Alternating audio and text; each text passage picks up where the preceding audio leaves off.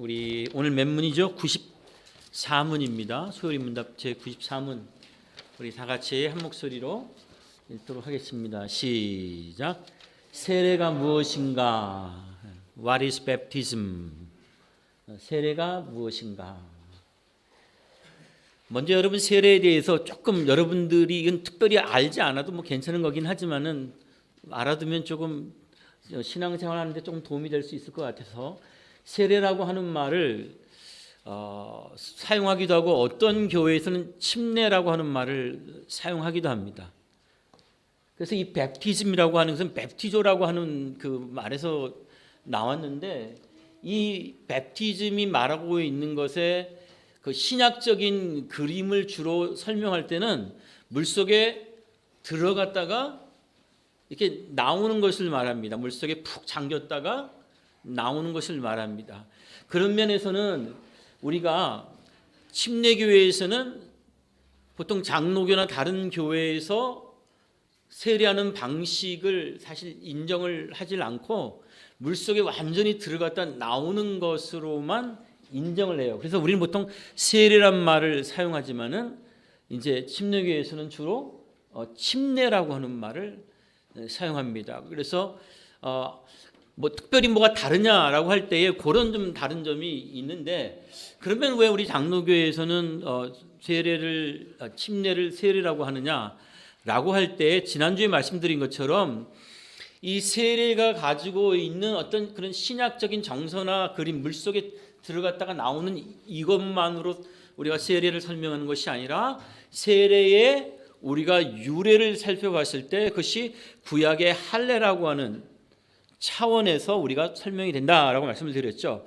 그러니까 즉 구약적인 그림에서 우리가 할례는 하나님의 언약 백성들에게 베푸는 겁니다. 하나님이 약속하신 백성들에게 베푸는 건데 그 할례를 표현하는 방식에서 구약적인 또 다른 그림들이 있는데 그것은 뭐냐면 이제 핏뿌림을 받는다라고 하는 그런 의미에서 그래서 이게 뿌려지는 것, 그래서 포링하는 것도 있고요, 물을 포링하는 것도 있고, 그다음에 이렇게 스프링클링하는 그런 것들도 있고요, 물들 이렇게 스캐터링 해주는 것도 있고요. 그래서 세례를 설명하는 그런 그림은 단순히 물속에 푹 잠겼다가 나오는 것만 있는 것이 아니라 이렇게 우리 보통 교회에서 우리가 하듯이 제가 하듯이 이렇게 물을 뿌려주는 것으로도 그 세례가 가지고 있는 원래적인 내용들을 충분히 나타낼 수 있다라고 하는 차원에서 이제 우리는 세례를 하게 되고 침례를 해도 됩니다. 그런데 일반적인 포링이나 이렇게 물을 살짝 뿌려주는 것으로 해도 괜찮습니다. 그래서 우리 장로교에서는 세례하는 방식이 중요한 것이 아니라 세례의 근본적인 내용이 중요하다라고 하는 것을 강조를 하게 됩니다. 자, 세례가 무엇이냐라고 했을 때 그 답을 봅시다. 다 같이 시작. 세례는 물을 가지고 성자와 성령의 이름으로 씻는 성례인데 우리가 그리스도에게 접붙임과 은혜의 약속의 모든 유익에 참여함과 주님의 사람이 되기로 약조함을 표시하여 인치는 것이다. Baptism is a sacrament where in the washing with water in the name of the Father and of the Son and of the Holy Ghost, Holy Spirit. Those signify and seal our engrafting into Christ and partaking of the benefits of the covenant of grace and our engagement to be the Lord's라고 하는 건데 빨리 말씀을 드릴게요. 이거 너무 오래 하면 안 되니까 세례가 가지고 있는 여기에 의미가 지금 5가지로 나와 있는데 첫째는 뭐냐면 세례는 물로 씻는 예식입니다. 물로 씻는 예식. 그럼 이 물로 씻는다는 것은 무엇을 말하느냐 하면 여러분 우리가 몸이 더러우면 무엇으로 씻어요? 물로 씻죠. 근데 우리의 영혼이 더러운 거에 대해서는 물로 씻어서 해결되는 것이 아니에요. 우리의 온갖 죄와 더러움을 씻을 수 있는 것은 하나님께서 우리에게 주신 하나님의 아들이신 예수 그리스도의 십자가의 희생, 즉 십자가의 피로만 씻을 수가 있는 거예요. 그러므로 우리가 세례할 때 물을 사용한다라고 하는 것은 그 물이 예수 그리스도의 피를 나타내는 것이다. 우리의 죄를 씻으시는, 우리를 위해서 십자가에서 죽으신 예수 그리스도의 희생을 나타내는 그런 피다라고 하는 것을 말하는 겁니다. 두 번째는 세례는 물을 가지고 성부와 성자와 성령의 이름으로 씻는 것인데 In the name of the Father and of the Son and of the Holy Ghost. 이건 무슨 얘기냐면은 하나님의 이름으로 세례를 받는 거예요. 사람의 세례를 주는 권위. 제가 여러분에게 세례를 베풀 때에 제가 가지고 있는 권위로 세례를 베푸는 것이 아니라 성부와 성자와 성령 삼위일체 하나님. 삼위는 설명이 됐는데 일체는 어디서 알 수 있죠? In the name, in the names가 아니죠. In the names of the Father가 아니에요. 그래서 in the name 그냥 하나로 있는 거예요. 그래서 Father, Son and the Holy Ghost가 한 이름이에요. 그래서 삼위일체 하나님, 이 하나님의 권위로 세례를 주는 거예요. 어떤 기관의 이름으로 주는 게 아니에요. 나는 변 목사님한테 세례 받았어. 저한테 나오는 권위가 아니에요. 저는 그저 하나님이 이 사람에게 세례를 줘라. 그렇게 시키셔서 저는 그것을 순종해서 감당하는 거예요. 그런 면에 있어서 여러분 성부와 성자, 성령으로 세례를 받는다는 것은 하나님의 권위로 그것을 받는 것이다 라고 하는 겁니다. 세 번째 의미는 연합의 의미가 있어요.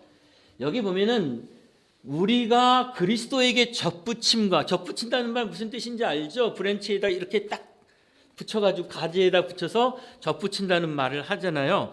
다른 것 두 개를 하나로 만들어 나가는 거죠. 이걸 뭐라고 하냐면 연합이라고 하는데 누구에게 연합됐다는 걸 표시하는 거냐면 세례는요, 내가 예수님에게 믿음으로 연합되었다라는 것을 표시해 주는 거예요. 이 사람은 예수님과 연합된 존재다.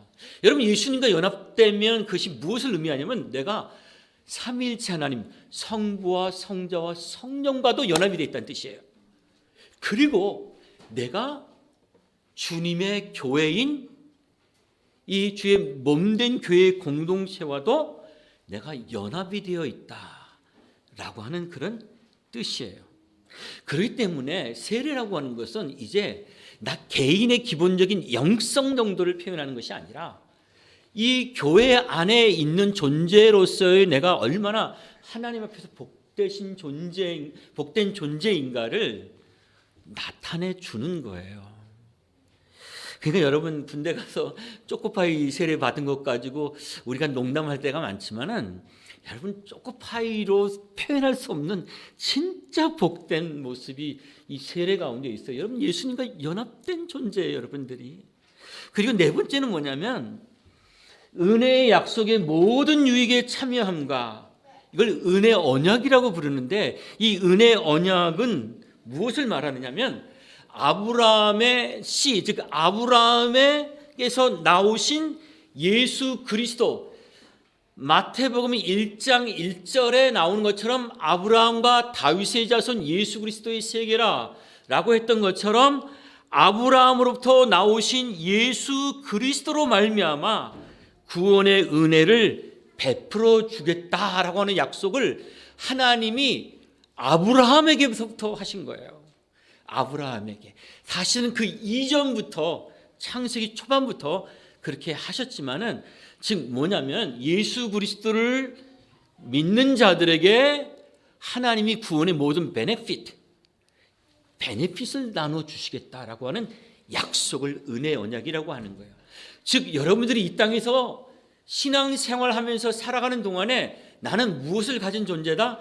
나는 하나님께서 주신 구원의 단어만 가진 사람이 아니라 구원의 어떤 느낌만 가진 사람이 아니라 구원을 받은 사람으로서의 유익이 참으로 많이 있는데 그 유익들을 누리기로 약속된 사람이다, 이런 뜻이에요. 세례를 받는다는 것은. 나 아무것도 아니야, 교회에서. 너 교회에서 뭐해? 아니, 나 아무것도 아니야, 그냥 교회에서. 세례 받았어. 세례는 받았는데 나 아무것도 아니야. 그거 아니라는 거예요. 여러분, 왜 아무것도 아니에요? 하나님의 은혜의 언약 가운데 여러분들은 참여하는 사람들이에요. 그것이 뭐예요? 세례를 받음으로 여러분들은 참여하는 복을 누릴 수가 있어요. 마지막으로 뭐냐 하면은 주님의 것이 주님의 사람이 되기로 약조했다. 이거 뭐냐면 to be the Lord라고 하는 Lord 소유격을 써가지고 Lord, 그죠? 주님의 것이에요. 주님의 것. 나는 누구의 것? 주님의 것. 나는 누구의 것? 그런데 내 남편이요, 내 남자친구요. 이것만 하면 좀 곤란해요. 왜냐면 그거 얼마 못 가거든. 그거는 한평생 가는 거예요. 근데 우리는 영원히 하나님의 것이에요. 근데 주님의 것이라는 뜻은 무슨 뜻이에요? 하나님이 결코 우리를 잃어버리지 않겠다는 뜻이에요. 하나님이 절대 너를 잃어버릴 일 없다는 뜻이에요. 그리고 또 다른 면에서 뭐죠? 우리 사이드에서는 나는 하나님께 순종하고 하나님께 충성하겠습니다. 라는 그런 뜻이에요. 그러니까 여러분, 세례를 받는다는 것은 바로 이런 5가지 의미 속에서 내가 하나님의 복된 자녀로 이제 새 사람으로 살겠습니다. 말만이 아니라 실제 생활 속에서 나는 새 사람으로 살겠습니다.